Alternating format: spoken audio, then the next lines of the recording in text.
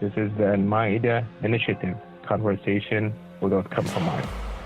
Yeah, and I've been blessed with previous opportunity like this at one point to speak at a panel, to also discuss, Muslim women in art. And it was me who paints nude figures, and it was another woman who's a dancer, and she wears hijab, but she is a dancer. She's a ballerina. And there's another woman who sings, and a lesbian couple who are Muslim, and they are in the film industry. So there's just so many different kinds of people.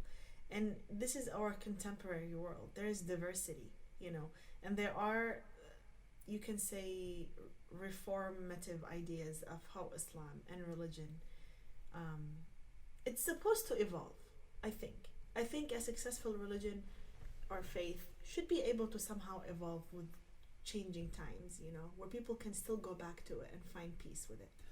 So the one thing, I'm actually writing an appendix for a book right now about Reformation and the Muslim world. And when people talk about Reformation in the Muslim world, they're usually calling for a different thing than what happened in medieval Europe, because I'd actually make the slightly ridiculous sounding the argument that religious literalism is what transformed Europe into the modern age, not progressivism in religion. And here's why.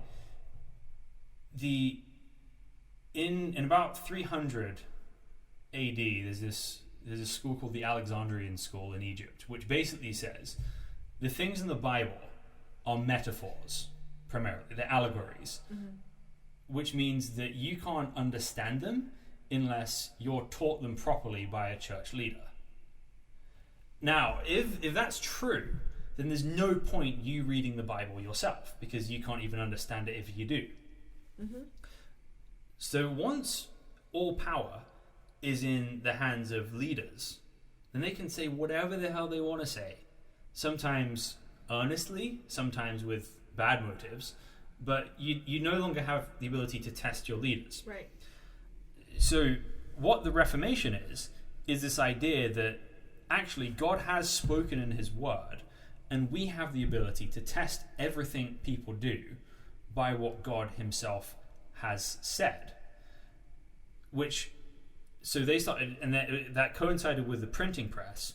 So the Bible was translated into the common people's language and spread everywhere, which led to enormous literacy rates in Europe, and that led to the sort of democratization of Europe as well. Because if everybody's educated, and I as the individual am capable of understanding who God is, what he has to say to me, what he has to say to the world, then I have a standard by which I can hold my leaders to.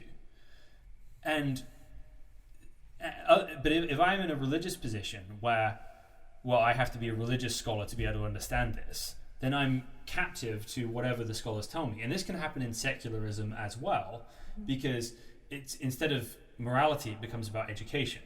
Well, I'm not educated enough to understand what justice is, what's going to help, what's not going to help. I'm not educated enough to understand borders or foreign wars or anything, so I've just got to leave it to the experts.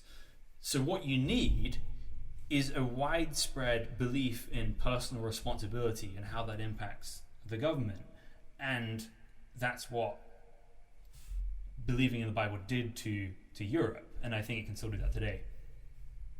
Interesting. I've never heard this before, but I like it. I mean, I feel like that's the responsibility of religion, right? Yeah.